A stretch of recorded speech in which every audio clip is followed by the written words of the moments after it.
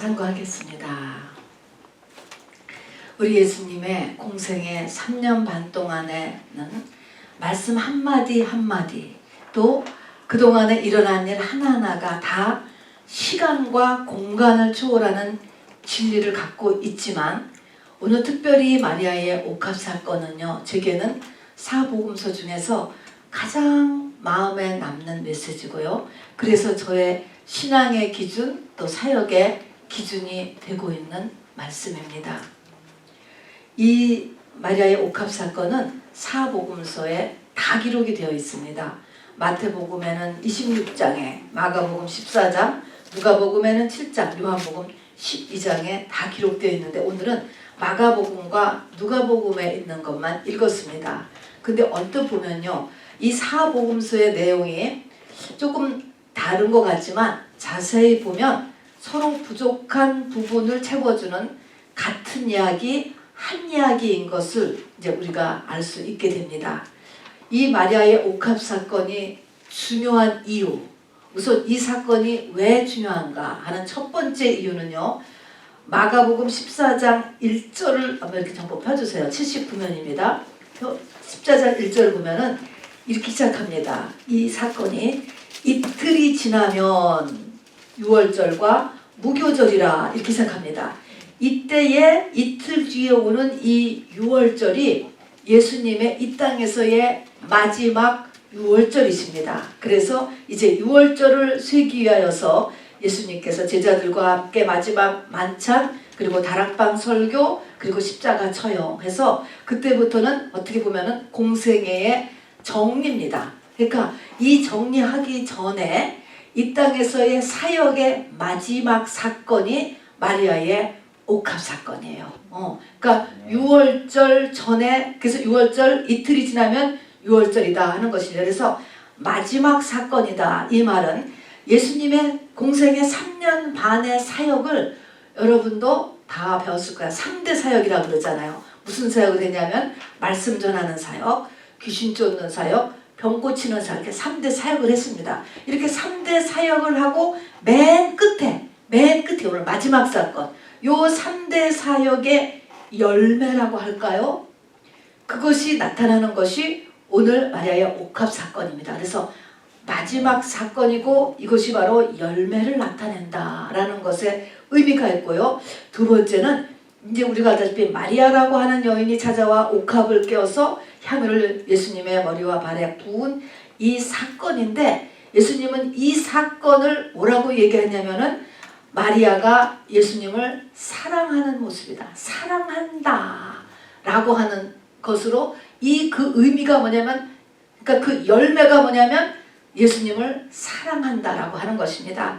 이 순전한 나드를 부었는데 이 나드가 어디서 나왔냐면 아가서에 등장합니다. 그래서 아가서 1장 12절을 보면은 왕이 침상에 앉았을 때 나의 나드양 향기가 진동하였다고 합니다. 그래서 여기 보면은 침상, 왕이 등장합니다. 그래서 술람미 여인과 물론 솔로몬의 얘기를 적은 것이지만 당시에는 침상, 그래서 이것이 결혼을 나타내고요. 왕이 그랬습니다. 예수님이 왕으로 오실 때, 그러니까 재림을 준비하는 성도가 신부가 된 상태를 이야기하는 것입니다. 그런 익스클루시브한 신혼부부, 신부의 사랑이다 라고 얘기하는 것입니다. 그러니까 지금 이 마리아의 상태를 재림을 준비하는 신부의 모습으로 이렇게 지금 보여준 거예요. 그래서 이것이 두 번째 의미, 그게 사랑한다, 예수님을 사랑했다는 것으로 끝나는 것입니다. 그리고 세 번째는 우리 막 14장 9절에 읽은 대로 내가 진실로 너희에게 이르노니 온 천하에 어디서든지 복음이 전파되는 곳에는 이 여자의 행한 일도 말하여 그를 기억하리라 하시니라. 복음이 전파되는 곳, 우리가 땅끝까지 복음을 전파하는데요, 그 복음이 전파되는 곳에 반드시 요 마리아의 옥합 사건이 같이 전해지라고 하는 것입니다. 그러면 이것이 가지고 있는 메시지를 우리가 같이 전하는 것이, 그러니까 마리아라는 이름이 유명한 것이 아니죠. 그것이 갖고 있는 그 메시지를 복음과 함께 반드시 알고 있어야 된다. 참 그리고 놀라운 명령이에요. 어떻게? 온 천하에 어디서든지 하면서 이 말씀을 다 전하라고 합니다. 그래서 오늘 다시 한번 이 말씀을 주는 메시지를 우리가 간직하기를 원합니다. 네. 자, 이제 메시지를 본론으로 들어가기 전에 말입니다. 만일 어떤 지역에 하나님의 진리의 빛이 쫙 비춰졌어. 비춰지면은 그 지역에 어떤 일이 일어날 것 같습니까? 빛이 비춰졌어. 하나님의 진리의 빛. 우리 빛이라고 그러면 알잖아요. 하나님의 진리의 빛이 비춰지면 어떤 일이 일어날까? 사람들이 윤리적이고 도덕적이 되고 또 모든 삶의 고통과 문제가 해결되고 그렇게 될까요? 그렇게 될 수도 있겠지. 그런데 오늘 보세요. 지금 3년 반이 지났습니다. 3년 반 끝이에요. 이 3년 반의 마지막 사건에 오늘 마가복음 14장 1절을 보세요. 어떤 일이 일어났는가? 지금 마지막에 3년 반 공생애를 지냈더니 무슨 일이 일어났냐면 14장 1절에 대제사장들과 서기관들이 예수를 흉계로 잡아 죽일 방도를 구했다 하는 것입니다. 여러분, 진리의 빛이 비춰지면 이제 3년 반 동안 비춰지니까 어떻게 될까요? 예수를 죽이려고 하더라 하는 것입니다. 이런 것들이 다 영적인 원리로 우리가 알아둬야 되는 배경이 되는 것이죠. 3년 반이라는 기간이 성경에 많이 나오죠. 전 3년 반, 후 3년 반, 또 예수님의 공생의 3년 반. 근데 이게 보면 3년 반이라고 하는 기간이 어떤 존재의 민낯을 드러내게 하는 기간으로 등장해요. 속셈? 이런 그 민낯을 드러내는 거. 그러니까 3년 반 동안 예수님이 쫙 빛을 비춰내니까 그 지역 사람들이 민낯이 뭐예요? 죽여버리겠다는 것으로 나오는 거예요. 이렇게 나오고 죽일 방도를 구하고 그 다음에 제자라고 불러서 쫓아다녔던 12명의 사람들도 민낯이 오늘 드러나요. 이 사건에서 어떻게 합니까? 그 중에서 제일 팍 튀는 게 가룟 유다였습니다. 300데나리온이나 되는 돈이 허비되는 것을 딱 보자마자 팍 반응한 것이죠. 저 돈이 아깝다, 허비다 라고 딱 얘기를 하고 나머지 11제자들도 거기에 다 동조를 한 것이 드러납니다. 그러니까 지금 어쨌든 지금 예수님이 3년 반을 말씀을 가리키고 또 이렇게 귀신 쫓는 권능과 병을 고치는 능력을 주어서 같이 사역을 같이 하고 또 본인들도 직접 하고 했지만 그들의 마음속에는 지금 뭐예요? 세상이야, 세상. 그 세상 중에서도 제일 이 세상에 까뜩한 사람이 가룟 유다였어요. 이렇게 탁 튀어나온 것입니다. 자, 그러니까 뭐 하나님의 나라, 영혼 이제 그런 거는 이제 그냥 것이고 민낯은 그게 아니었다는 거죠. 세상에서 어떻게 세상을 내가 잡느냐 이것으로 서 있었죠. 이럴 때에 자기의 전재산, 향유 옥합이라고 하는 것은 이게 300데나리온이라고 하는 돈은 노동자의 1년 월급의 전체래요. 그러니까 그냥 요즘으로 치면 한 2, 3만 불 안 되겠습니까? 그러니까 한 3만 불이나 되는 돈이지만 이 여자를 보면은 이것이 재산 전부였으면 자기의 전재산이기도 하고 이게 결혼하지 않은 여자가 옥합에 향유를 준비하는 것은 그게 결혼 비용 플러스 지참금이라는 거야. 자기의 미래요, 미래. 미래를 그냥 다 쏟아 버렸어요. 자, 이런 세 가지의 민낯이 지금 드러났다 하는 것입니다. 자, 여기서 나는 어디쯤에 속할까? 이게 3년 반 지나고 나서 빛이 임했을 때 이제 이것이 이제 이렇게 드러난 것입니다. 이 말씀을 조금 보기 전에 이게 벌써 2000년 전이니까요. 잠깐 배경을 제가 잠깐 소개하면 여자들이 저 옥합에 향유를 모으는 이유는 결혼 비용과 결혼 집착금으로 모았다고 합니다. 향유, 그러니까 보통 감람유보다도 향수급에 속하는 유가 돼서 매우 비쌌다는 것이죠. 자, 그래서 우리가 뭐 요즘 금 모듯이 저기다가 결혼을 위해서 모았다고 합니다. 그리고 당시는 도로 포장이 안 됐기 때문에 더운 나라잖아요. 그리고 신발이 샌들 같은 신발을 신고 다녔기 때문에 이렇게 길을 다니다 그리고 주로 걸어 다녔죠. 차가 없으니까. 집을 들어오게 되면은 항상 이제 뭐 이 발에 먼지가 많이 묻어 있는 거예요. 그러니까 누가 집에 오면 맨 처음에 해주는 일이 뭐냐면 발 씻는 물을 떠다 주는 일이었습니다. 그리고 이 발 씻는 물을 떠다주고 종이 있으면 종이 그 발을 씻겨주는 것이죠. 또 더운 나라니만큼 또 뭐 이렇게 지금같이 막 샤워 시설이 있는 것도 아니고 하니까 이 냄새가 아주 많이 났다고 합니다. 귀한 냄새, 또 뭐 더운 나라니까 땀 냄새 얼마나 났겠습니까? 그러니까 손님이 들어오면 귀한 손님일수록 거기다가 몸에다가 향유를 이렇게 뿌려줬대요. 좋은 냄새가 이제 나게 하기 위해서 머리에도 뿌려주고 몸에도 뿌려주고 하는 그런 문화적인 게 있었다고 합니다. 그리고 들어오면 환영의 표시로 이제 악수, 지금 같으면 악수나 허그 같은 이렇게 입 맞추는 일들을 이제 환영의 표시로 했었다고 합니다. 이제 이런 상태예요. 자, 그래서 오늘 현장에 있었던 이렇게 사람들과 사건들을 보니까 예수님을 주인공으로 하여서 이제 6월절 이틀 전이고 시몬이라고 하는 바리새인이지만 문둥병에 걸렸었대요. 근데 예수님의 이로 인해서 치료를 받았어요. 그래서 예수님과 제자들을 식사 대접을 하는 것입니다. 그 현장에 자, 그 현장에 이제 있던 사람들의 이제 이 모습인데 여기 뒤에 예수님이 누가복음에서 하시는 말씀을 보니까 너는 나에게 발 닦을 물도 주지 않았고 입을 맞춰주지도 않았고 향유를 붓지도 않았고 머리도만 붓지 않았을 뿐만 아니라 발에도 붓지 않았다. 이런 말씀을 하시는 거 보면은 자기가 문둥병은 고쳤지만 뭐 그렇게 귀하게 여기진 않았던 것 같아요. 그죠? 병을 고쳤지만 귀하게 여기지도 않았고 또 거기 39절에 보면은 이 집주인인 시몬이 속으로 이렇게 생각해요. 이제 그 예수님이 저 여자하고 이렇게 대화를 하니까 저 예수님이 만약에 저 여자가 누구며 어떠한 저 자인가를 알았으면 그렇게 대하지 않았을 텐데 모르니까 그냥 향유 뿌리는 것만 보고 저러지 저 여자가 정말 소문난 7 귀신 들었던 창기였었다. 그거를 모르고 계실 것이다. 이렇게 얘기를 했다고 그랬습니다. 그러면 이 지금 시몬이라고 하는 바리새인은 예수님을 통해서 기적을 체험했지만 뭐를 몰라요 아직. 예수님에 대해서 모르는 거야. 예수님에 대해서 모르고 있어요.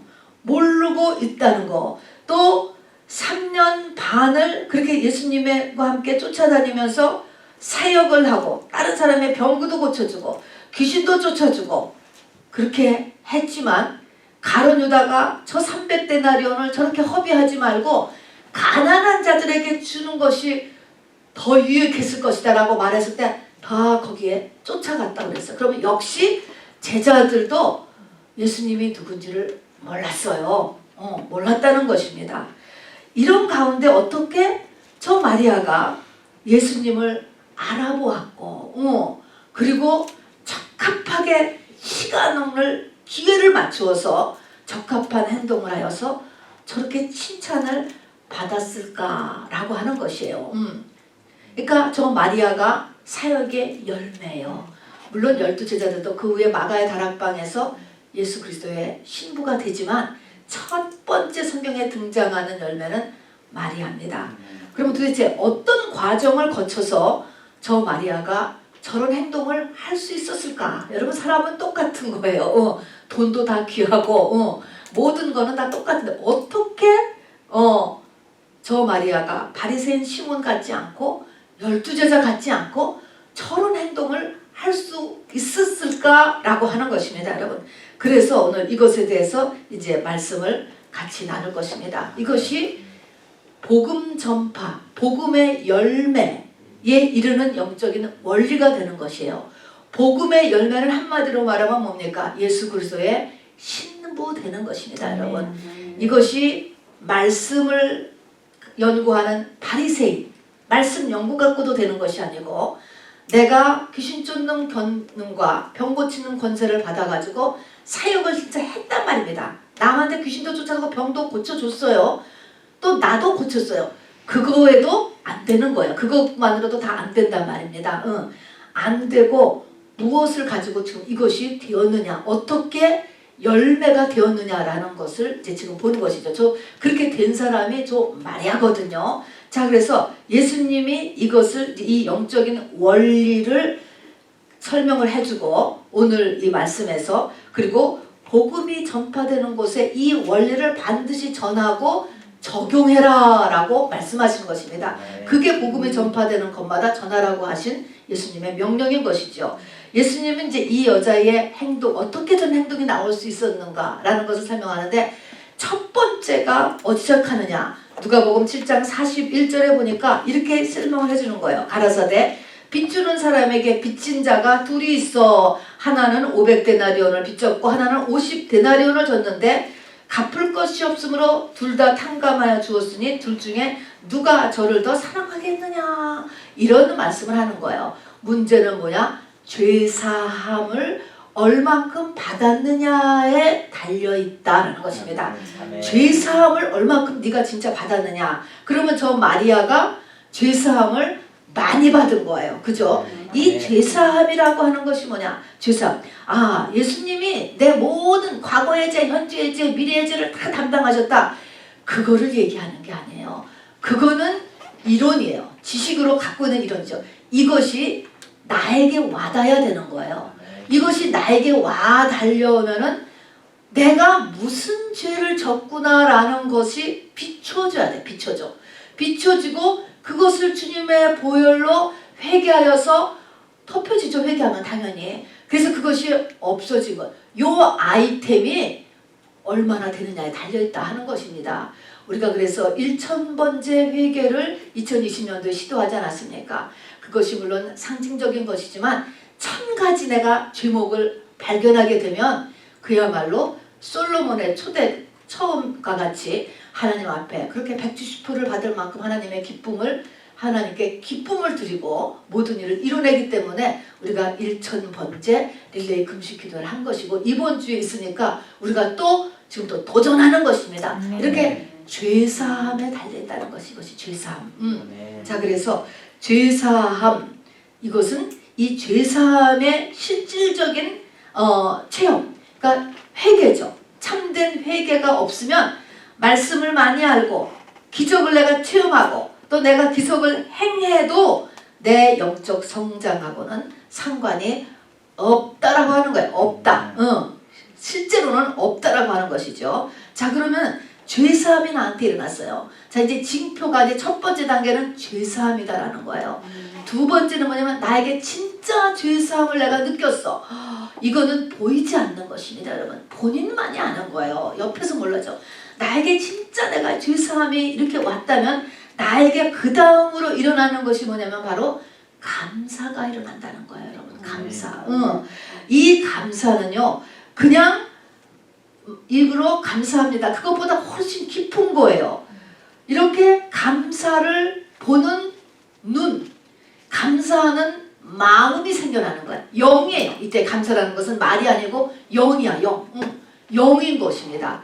자, 그래서 이게 없으면 어떨까요? 이 감사가 없는 사람은 비난, 늘 비난, 불평, 불만족, 자족을 못해요. 이게 없으면은요. 이게 다 왜 그러냐면 실제 죄사함을 받은 게 너무 부족해서 그런 거예요. 그 사람이 받아야 되는 약이 있어요, 사람마다. 근데 그 자기의 죄를 좀 털어야 되는데 못 털고 있는 경우에 이게 감사가 없어지는 것입니다, 속에서. 그래서 이 영적인 감사가 있어야 이제 이게 성장을 이루게, 영적 성장이 일어납니다. 시편 100편 4절에 보면 감사함으로 성소의 문에 들어간다. 감사함으로 하나님을 영화롭게 한다. 이 진정한 감사, 내 마음속에 정말 감사하다. 이 감사라는 것은 모든 인격체의 이 관계를 만드는 게 감사예요. 하나님과의 관계에서도 감사가 있어야 사다리가 있어서 글로 하나님의 은혜가 내려오고 영양분이 내려와서 내가 그로잉을 하는 거고, 사람 사이에서도 감사가 있어야 관계가 유지돼요. 나하고 저 사람하고 내가 하나도 감사가 없어. 그런 거예요. 끊어져요. 그 관계는요. 될 수가 없는 것입니다. 삐가닥인 것이죠. 그래서 이 감사는 너무너무 중요해요. 이게 입의 감사가 아니고 중심에서의 감사를 얘기하는 것이죠. 자, 그래서 우리가 감사 주간을 이제 다음 주부터 맡게 되는데, 지금 풀이에요. 풀이. 미리부터 감사의 중요성을 우리 마음에 꼭 간직하고 이것을 하나님께 사모하시기를 바랍니다. 감사가 없으면 그로잉을 할 수 없다. 관계가 유지될 수 없다. 곧 끊어져요. 인간관계에서도요. 감사가 없으면. 그래서 이 감사를 이 보는 눈과 감사의 마음을 갖도록 하기를 원합니다. 근데 이 감사는 어디서 출발한다고요? 죄사함에서 온다니까요. 이게 이건 하나님과 나와의 또 상태죠. 자, 그래서 이렇게 감사를 사람이 감사의 마음이 속에 들어가면 어떤 일이 일어날까 여러분 한번 생각해 보세요. 정말 감사하다 이런 마음이 들면 사람이요 마음이 넓어져요. 진짜요. 마음이 넓어지게 되고 온유해지고 부드러워집니다. 그래서 나오는 게 겸손이 나와요. 그리고 섬김이 나와요. 헌신이 나와요. 이게 3단계입니다. 여기 보니까 이 여자가 자기의 머리털로 예수님의 발을 닦았다. 이렇게 지금 묘사되어 있잖아요. 발을 닦는 거는 아까 누가 닦았어요? 보통 당시에 종이 닦아주는 거예요. 종이. 그러면 그냥 종 같은 위치를 그냥 자기가 들어간 거야. 이 여인이 말입니다. 그러니까 이게 뭐예요? 겸손. 진정한 겸손. 상관없는 거죠. 이게 은혜를 받으면 그 일 했다고 해서 내가 뭐 가치가 내려가는 것도 아니고 사람들이 나를 우습게 보는 것도 아니고 우습게 봐도 상관도 없지. 이렇게 자유해지는 거예요. 그래서 그냥 종이 하는 일을 그래도 손님이라고 들어온 여자가 들어와가지고 그냥 발을 닦는 이 일을 하지요. 그리고 섬김, 그리고 헌신. 여러분 저를 따라서 해보시기 바랍니다. 겸손과 섬김과 헌신이 이 감사하는 마음 다음에 일어나는 단계예요. 시작. 겸손, 섬김, 헌신. 이것이 어거지로가 아니고 마음에서 우러나서 하는 걸 지금 얘기하는 거예요. 우러나서. 요 단계를 거쳐가야 그 다음에 겉사람이 죽는 걸 할 수 있는 거예요. 겉사람이 죽어야 그게 신부가 되는 거잖아요. 겉사람이 죽는다라고 하는 것은 내 속에 겉사람과 속사람이 있는데 지금까지는 겉사람이 나를 이끌어갔는데 어느 순간부터 위치가 바뀌어서 속사람이 대세. 물론 겉사람이 빅속 왔다 갔다 하지만 딱 겉사람 속사람한테 잡히는 거죠.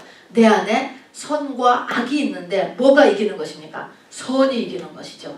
카인과 아벨이 있는데 아벨이 딱 이기는 상태에 도달한 것입니다. 신부의 이것이 신부를 얘기하는 것이죠. 이것이 겉사람이 죽었다. 우리가 얘기하는 이제 그런 신부의 자격을 이야기합니다. 고린도전서 11장 15절에 보니까요. 머리털은 여자의 영광이다. 그랬어요. 이 마리아가 자기의 머리털을 가지고 이 예수님의 발을 닦았다는 것입니다. 굉장한 거예요. 그리고 향유를 마가복음에 보니까 머리에도 붓고 오늘 누가복음에 보니까 발에도 부었어요. 그러니까 그 향유가 순전한 나드 300근이라고 하는데 그 주석을 찾아보니까요. 그 300근이라고 하는 거가 그러니까 한 컵이 못 돼요. 한 컵이 한 컵이 못 되는 그러니까 많지 않지요. 그러니까 향유니까 하여튼 정확하지 않으니까 그렇고요. 하여튼 그만한 분량이에요. 그거를 머리에다가 붓고 발에다가 이렇게 붓고 그리고 눈물과 같이 발을 이렇게 씻겨드렸다 했는데 이렇게 예수님한테 이제 이렇게 정말 우러나는 마음으로 이제 예수님 이렇게 겸손과 섬김과 헌신으로 했는데 머리털을 가지고 했다. 특별히 그 말은 고린도서 11장 15절에 되는 것처럼 여자한테 있어서 당시에 머리털이 영광이다. 이런 말도 이게 참 상징적인 의미인 거예요. 자기한테 영광이 되는 것, 가장 자랑스러운 것, 가장 중요한 것, 이게 자기 영광이거든요. 자기의 영광이 되는 것을 가지고 하나님을 섬기는데 썼다라는 거예요. 그렇게 된다는 거예요. 그렇게 이것이 이런 헌신을 이제 지금 성경에서 지금 이 여자가 머리털을 가지고 그리고 향유를 가지고 예수님의 발을 씻겼다라는 이제 모습으로 이렇게 이야기를 하게 되는 것입니다. 예수님은 어쨌든 3년 반 공생애의 첫 열매로 마리아를 얻은 것입니다. 아멘이죠. 그리고 이 마리아의 이 사건을 사복음서에 이렇게 기록을 다 해놓으시면서 영적인 원리를 우리에게 지금 설명을 해주고 계신 것이에요. 우리가 이렇게 보면요. 왜 이렇게 옥합을 깨워서 전 재산을 그야말로 자기의 전 재산이고 자기의 전 미래인데 그걸 다 내어놓는 일을 이렇게 성경에서 어떻게 보면은 이렇게 리커멘드를 하고 이렇게 써놨는가 하는 것이에요. 왜 이렇게 전 재산을 다 내놓으라고 하지? 이런 이렇게 생각이 드는 거예요. 왜냐면 사르밧 과부도 기름하고 가루 하나가 아들하고 먹고 죽을 거밖에 없는데 엘리야가 와서 그거 떡 만들어서 나한테 먼저 내놔라 했습니다. 그러고 나서 3년 6개월을 아주 기름과 가루가 떨어지지 않게 살았다라고 이야기했죠. 또 신약시대에 와가지고 예수님께서 과부가 두렙돈 헌금을 하는 것을 보시는데 그게 그 여자의 생활비 전부라는 거예요. 그걸 보고 또 칭찬을 하시잖아요. 왜 그랬을까라고 하는 것입니다. 그게 뭐냐면 우리를 얽어매고 있는 모든 멍에 나를 공격하는 모든 귀신 모든 사망의 권세 사망의 힘이 다 어디에 있습니까? 나의 속사람에 있어요? 겉사람에 있어요? 겉사람에 있는 거예요. 그게 다 나의 겉사람에 있기 때문에 이 겉사람을 죽이면 이 모든 것들을 무력화시키게 되는 것입니다. 겉사람을 죽이는 방법이 뭐냐면 나한테 가장 중요한 것 이 가장 중요한 것을 내려놓는 거가 죽는 거하고 똑같지. 살했다 밥도 그러고 그 죽는 거나 마찬가지잖아요. 이 여자도 뭐 시집을 이제 갈 거야 안 갈 거야. 지금까지 있는 돈 다 썼지 지치는 거 다 써버리고 이거는 이런 의미의 자기 자신을 완전히 제로화 만드는 상태를 하는 이유는 그것으로 인하여서 겉사람을 무력화시킴으로 인해서 예수님과의 연합이 이루어지기 때문에 그렇습니다. 이것이 예수를 믿지 않는 사람한테는 해당이 안 돼요. 그러나 예수를 믿는 사람은 그 안에 예수의 씨가 있고 그 예수가 지금 자라나고 있잖아요. 우리 속에서. 그러면 겉사람이 죽으면 이 예수가 완전히 나의 주인이 되는 연합 그리스도 안에 있다라고 하는 상태가 되는 거예요. 그러면 뭐예요? 세상이 다 내 것이 되는 거야. 그때는 부활의 권능으로 살게 되는 거야. 이 땅에 살면서도 부활의 권능으로 이제 살게 되기 때문에 하나님께서 그렇게 예수님께서 그렇게 말씀하시는 것입니다. 우리 예수님이 죽으시는 것도요. 하나님이 예수님을 죽게 하신 것도 하나님에게서는 독생자라고 이야기했습니다. 하나님의 최선이에요. 그러면 이 예수님과 결혼의 상태에 이르려면 나도 나의 최선을 하나님 앞에 내드려야 되는 거야. 그래야 이게 서로 맞는 거예요. 그러니까 우리가 겸손 또 뭐 헌신 섬김 이런 거 할 때 계산하고 또 나한테 집에서 쓰다 남는 거 갖다 놓고 절대로 내 삶에 영향을 주지 않을 만큼의 헌금 이런 것 갖고는 이게 깨지지 않는 거예요. 여러분. 그러니까 그것이 나쁘다 좋다를 떠나서 지금 하나님께서 우리를 복 주시고자 하는 것이니까 이 어떻게 이 완전하게 부활의 권능으로 이 땅을 살게 하느냐 그리고 주님이 오실 때 신부가 되어서 휴거의 신앙이 되고 또 정말 기쁨으로 주를 맞겠네로 인생을 우리가 마무리하기 위해서 인도에 가는 영적인 원리라고 하는 것을 잊지 마시기를 바랍니다. 자 그래서 이제 이 사르밧 가부나 이제 두렙돈을 가지고 가거나 이런 그것을 하나님께서 예수님께서 칭찬하신 이유를 우리가 이제 마음속에서 알아두시길 바랍니다. 그 원리를. 근데 이렇게 하기 위해서 그러니까 맨 처음에는 죄사함에 시작하고 죄사함은 뭐를 일으켜? 감사를 일으켜. 감사는 뭐를 일으켜? 겸손과 섬김과 헌신을 일으켜요. 요 세 가지가 돼야 신부가 될 수가 있어요. 이렇게를 할 수 있어야 나 자신을 완전히 죽일 수가 있지. 어떻게 한꺼번에 나 자신의 가장 중요한 것을 어떻게 우리가 사람이 다 내놓을 수가 있겠어요. 그러니까 요 세 가지가 되면 된 다음에 이제 그 다음에 이 신부로서의 이제 결혼식이 이루어지는데 이렇게 하기 위해서 오늘 이 마리아 옥합 사건을 보니까 우리가 건너야 할 네 가지의 강이 있더라고요. 이렇게 어려움이 이렇게 있는 거예요. 뭐 맨 처음에 보니까 마가복음 14장 5절에도 보니까 이 300데나리온이나 되는 돈, 지금으로 하면 2, 3만 불 된다고 그랬죠. 그 돈을 자기의 전 재산을 예수님 앞에 드린 거잖아요. 이 여자가 드렸는데 그거를 거기에 있는 사람들 전부가 다 허비했다는 거야. 허비했다. 다 허비했다 그러잖아요. 왜 돈을 저렇게 쓰느냐. 다 다 어디했다 하면서 그 여자를 책망했어요. 이 책망하는 거가 이 성경을 보니까 he scolded her harshly 그랬습니다. 매우 비난했다는 거예요. 교회를 다니니까 저 꼴이 됐다. 이렇게 했다는 거예요. 매우 비난했다는 거기 있는 사람 전부가. 이 말했는데 예수님은 그렇게 얘기하지 않으셨잖아요. 예수님은 어찌하여 그 여자를 너희가 괴롭게 하느냐 그는 내게 좋은 일을 하였느니라 이렇게 말씀하셨어요. 예수님은 이렇게 했지만 거기 있는 예수님의 제자나 바리새인들은 전부 다 아주 그냥 입에 침 튀기면서 야단쳤다니까요. 자, 그래서 세상이 판단하는 것과 하나님이 판단하시는 기준이 다르다라는 것입니다. 하나님의 일을 하고 세상에서 비난받을 수 있다는 거야, 여러분. 이거를 감당할 수 있어야지 돼요.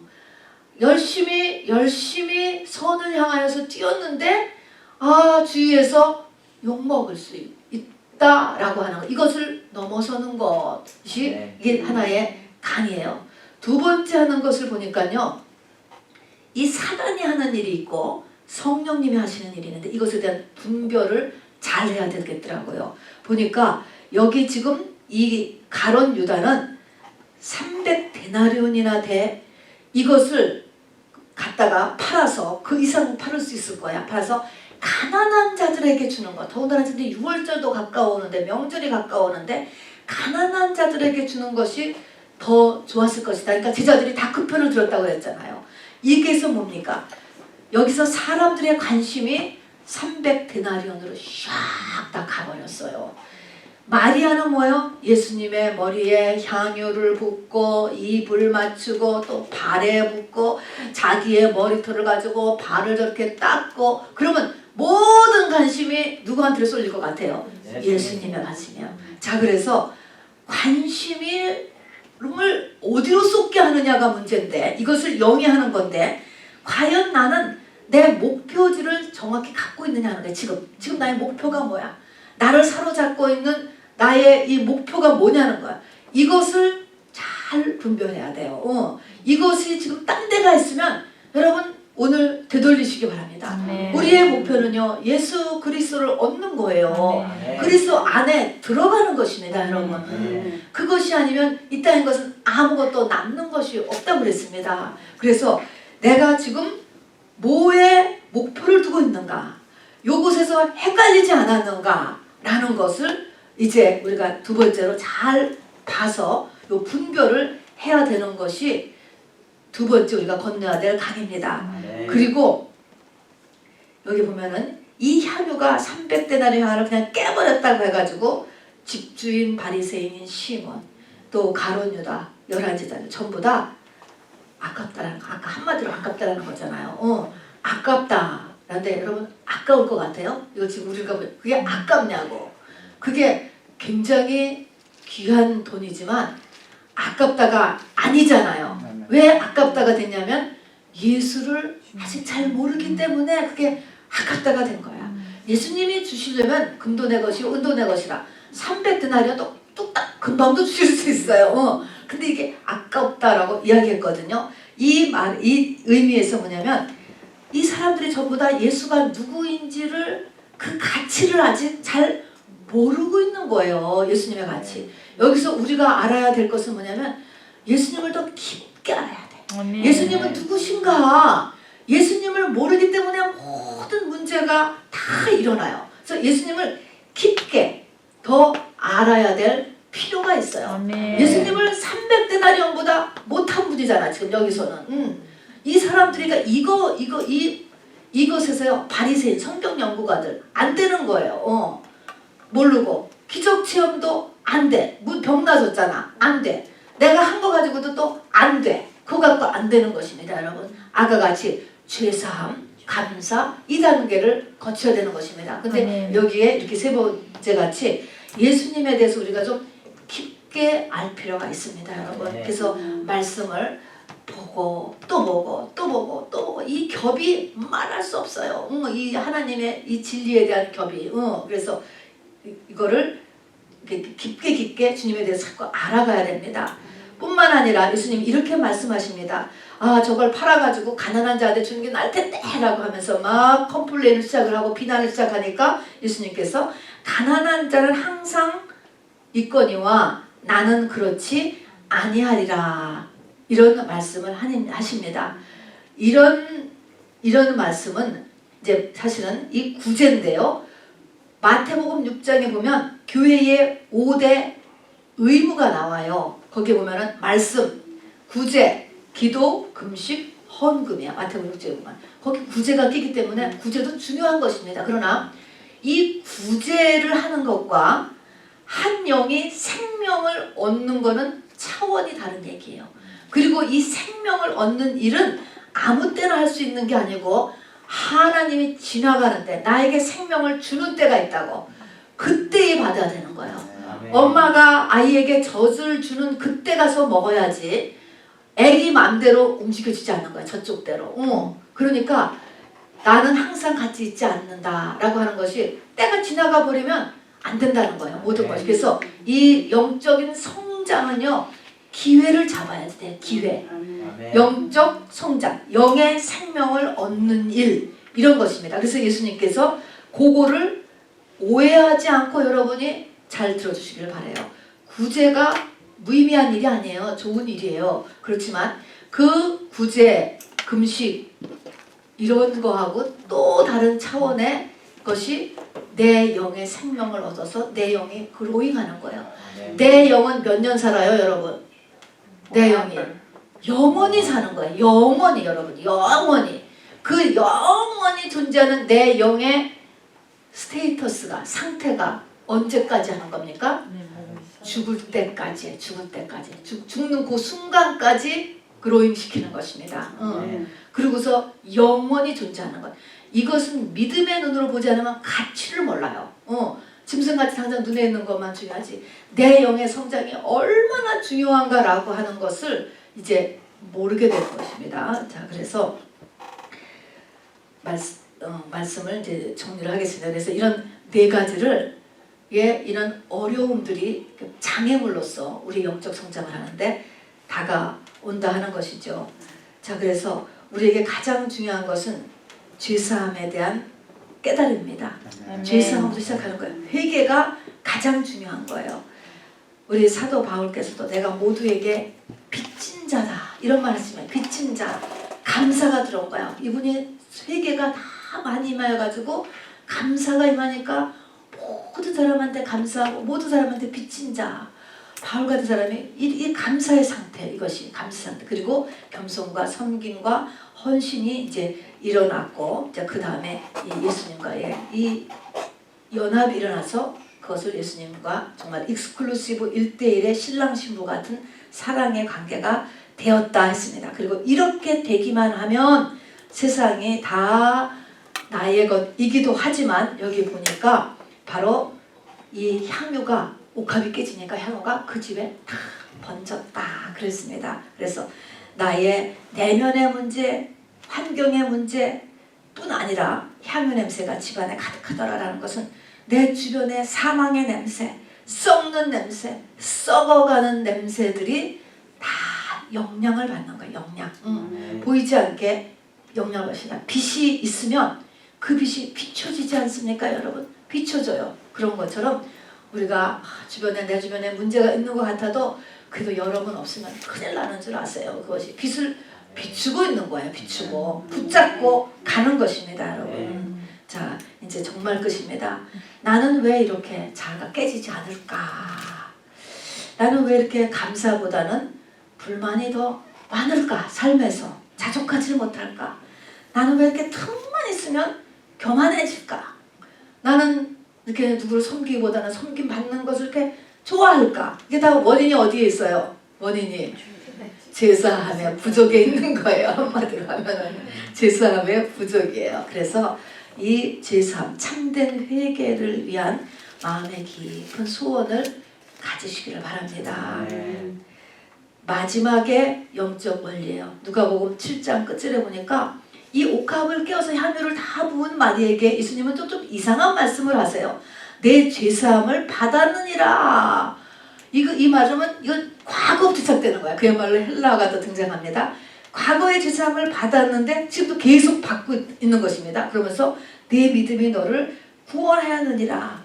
이 말씀도 아주 영적인 말씀이야. 이 말씀은 아까도 했지만 모든 것의 시작은 죄사함부터 일어나지만 이 세 가지가 또 서로 같이도 존재한다는 거야. 이 말은 뭐냐면 내가 죄사함이 아직 못 됐어도 감사를 먼저 하는 거야. 그냥 뭐 자꾸 의지적으로 내가 감사를 하려고 해. 그냥 감사를 보려고 하고 이렇게 자꾸 의지적으로 감사를 하면은 거꾸로 뭐가 돼? 죄사함이 내가 죄진 것이 깨달아진다는 거예요. 그 원리야 이것이. 또 내가 죄사함이 부족해도 겸손하려고 자기 자신을 이렇게 챙기고 남을 섬기려고 하고 뭐 헌신하려고 하고 이렇게 하면은 내가 또 갑자기 또 그 전 단계인 감사가 생각이 이렇게 보여지기도 하고 또 생각지도 않던 죄가 또 이렇게 깨달아지기도 하고 이렇게 이 세 가지가 상호작용을 한다는 것이에요. 그러니까 이것이 순서대로도 진행이 되지만 또 상호작용을 하기 때문에